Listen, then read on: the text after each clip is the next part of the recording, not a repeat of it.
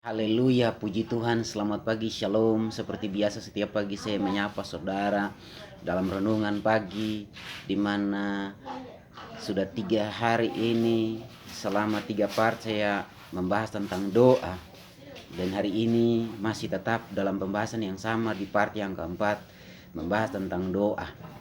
Saudaraku yang dikasihi Tuhan, hal yang pertama kita sudah mendengarkan bagaimana kita menjadikan doa itu sebagai hal yang terbiasa. Dan hal yang kedua, kita mendengarkan bagaimana menjadikan doa itu sebagai hubungan yang baik dengan Tuhan. Dan yang ketiga, kita sudah mendengarkan bagaimana berdoa dengan sungguh-sungguh. Hari ini kita akan belajar sama-sama, kita akan melihat sama-sama kebenaran firman Tuhan.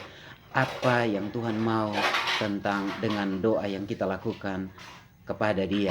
Saudaraku yang dikasihi Tuhan, dalam kitab Kejadian pasal 18 ayat yang ke-16 sampai dengan ayat yang ke-33, di situ menceritakan bagaimana Abraham tidak berdoa untuk dirinya sendiri, tetapi ia berdoa untuk keselamatan Lot.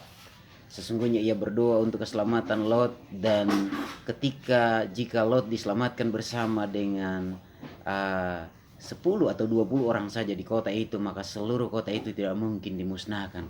Saudaraku yang dikasihi Tuhan, ada sebuah kisah di mana Abraham dan Lot pernah berpisah, di mana lahan yang mereka diami tidak cukup. Kemudian terjadilah pertengkaran antara gembala-gembalanya Lot dengan gembala-gembala Abraham, dan mereka berdiskusi dan mereka mengambil keputusan bahwa mereka harus berpisah.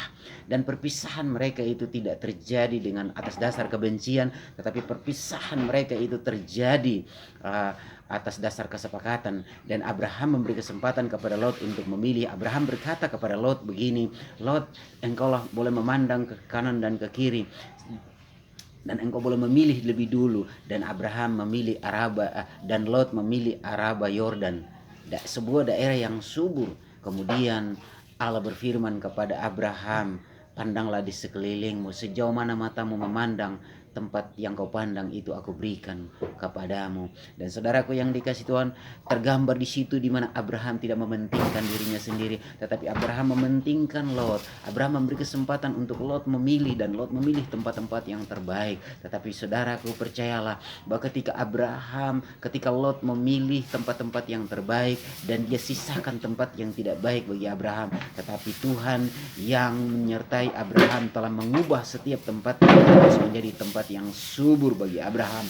Saudaraku yang dikasihi Tuhan, dan ketika Abraham melihat campur tangan Tuhan yang begitu hebat dalam hidupnya, maka Abraham memutuskan untuk tidak hidup untuk dirinya sendiri.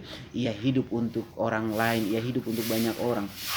Dan Alkitab mencatat bahwa Abraham di dalam kitab Kejadian pasal 18 ayat 16 sampai 33, Abraham berdoa bukan untuk dirinya sendiri, tapi Abraham berdoa untuk Sodom. Saudaraku yang dikasihi Tuhan, hari-hari ini jangan kita mau berdoa untuk diri kita sendiri. Terkadang kita berdoa, "Tuhan, selesaikan masalah saya. Tuhan, saya menghadapi masalah yang berat. Tuhan, tolong saya. Tuhan, berkati saya, ekonomi saya, keuangan saya." Saudara, masalah dan persoalan saya. Tapi saudara, kapan kita mau berdoa untuk orang lain? Hari ini negeri kita sedang bermasalah, seluruh dunia sedang bermasalah. Dan mari kita mau berdoa untuk negeri kita, untuk tetangga-tetangga kita, untuk orang-orang di sekitar kita, untuk bahkan orang-orang yang membenci kita. Yesus berkata, "Berdoalah untuk musuh-musuhmu." Nah, saudaraku yang dikasihi Tuhan, bukan cuma berdoa, bukan cuma Abraham berdoa untuk Lot dan kita menjadikannya sebagai panutan, tetapi kita juga mau berdoa untuk orang-orang yang membenci kita, orang-orang yang memusuhi kita. Puji Tuhan, saudaraku yang dikasihi Tuhan, itu saja yang saya bisa bagikan kepada saudara di part yang keempat ini. Kiranya hal ini bermanfaat buat kita sekalian. Saudara yang sudah terbiasa berdoa untuk diri sendiri, mulai hari ini, setelah melihat tayangan ini, marilah belajar untuk mendoakan orang lain, bahkan sampai orang yang memusuhi Anda sekalipun. Berdoalah untuk keselamatan mereka, berdoalah supaya mereka diberkati. Puji Tuhan, itu saja yang bisa saya bagikan di part yang keempat ini. Tuhan Yesus memberkati. Jumpa lagi di part yang kelima. Besok saya masih membahas tentang doa. Tuhan Yesus memberkati. Selamat pagi, shalom.